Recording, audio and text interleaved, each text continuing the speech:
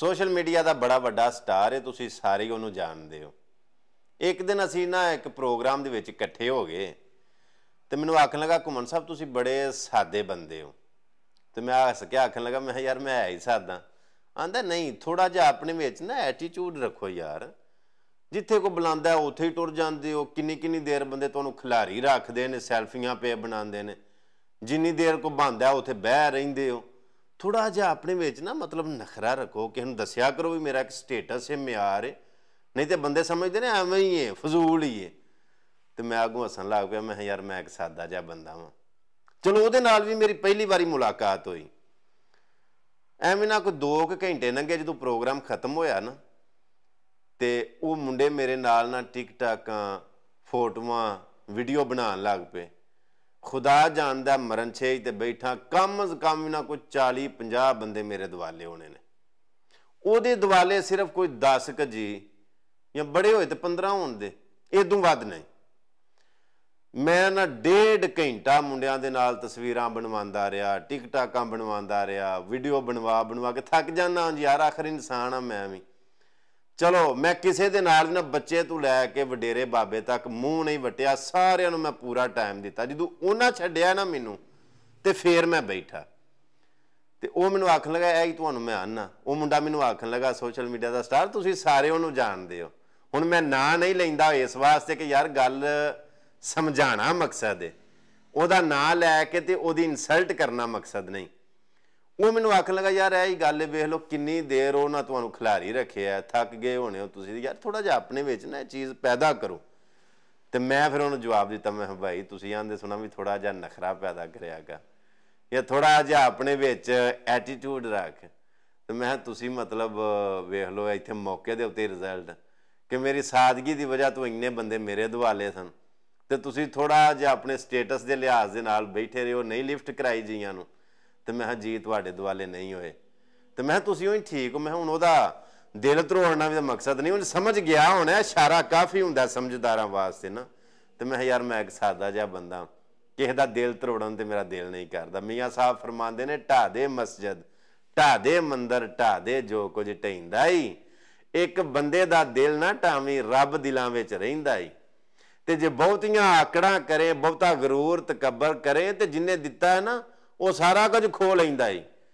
ये मैं अगला अपने कोलों जोड़िया। गल दरअसल ये वे, मेरे को अगले दिन प्राहुणे आ गए तो आके आखन लगे घुमन साहब तुसीं ते बड़ी आसानी दे नाल मिल जांदे हो यार, सौखे मिल गए हो। तो मैं अगों हसन लग पिया, तो मैं यार आओ किहड़ा टोकन लैना पैंदा।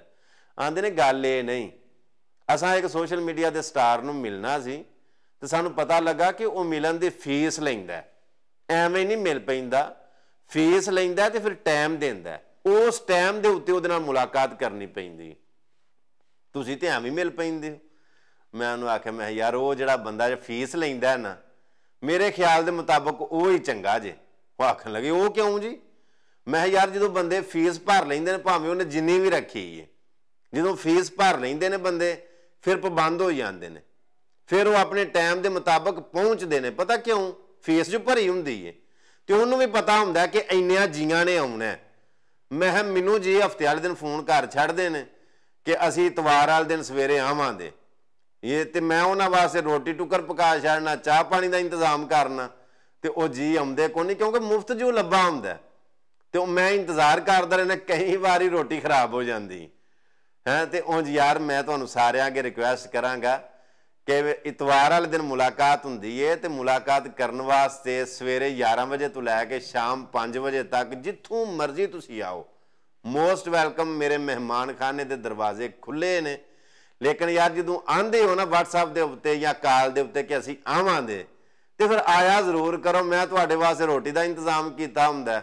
हाँ जी, वो चलो यार जो भी मयसर है, दाल गोश्त हुंदे है या बिरयानी हुंदी है, जिन्हें जोगा मैं करना तो मैं उन्ना ही है ना। मैं तुहाडे वास्ते बंदोबस्त किया हुंदा ते तुसीं वो गल नूं एवें ना आमा गामा कर छड्डदे हो। इंज ना करिया करो यार, वादा करके वादा खिलाफी नहीं करनी चाहिए। तो वाकई मेरे जिहड़ा सादा बंदा तुहानूं कित्थों लभना है? आ तुसीं बड़ियां थावां ते जांदे हो। मैं ये नहीं आंदा कि मैं बड़ा कोई हातम ताई दी नस्ल दे विचों हाँ, एक माड़ा जिहा गरीब आदमी हाँ। हुण जे वे कि मेरा दिल करदा कि प्राहुणे एडी दूरों चल के आउंदे ने, भावें कोई नेड़े भी आवे, हाँ जिहड़े चल के जो आयो मेरे वास्ते साहब ने। तो मैं कोशिश करना कि चलो जिन्ने जोगा है वा ना उन्हों की खिदमत वाजे करा, उन्होंने वास्ते ना मतलब कोई रोटी टुकर का इंतजाम करा। तो जी पता नहीं क्यों इस तरह करते हैं। बाकी जेडे आउंदे हो मेरे वास्ते सारे काबिले एहतराम हो, मेरे वास्ते सारे इज्जत माब हो, चाहे कोई बच्चा आवे, कोई जवान आवे, कोई वडेरा आवे। इतवार वाले दिन सियालकोट वाले एयरपोर्ट अगे आके 0347 780 82 88 इसे नंबर के उत्ते राबता कर लो, इसे नंबर के उत्ते WhatsApp बनी है। जो तुम आके राबता करोगे ना तो गिन के 10 मिनटों का रास्ता है सियालकोट एयरपोर्ट तो इंशाल्लाह मुलाकात हो जाएगी। अपना बड़ा सारा ख्याल रखियो। जे कोई गल माड़ी लगी हो तो बड़ी माजरत। अल्लाह पाक की ज़ात तुहानू सारिआं नू सलामत रखे। मिलने एक नवी वीडियो दे नाल। अल्लाह सुनने दे वाले। अस्सलाम वालेकुम वरहमतुल्लाह।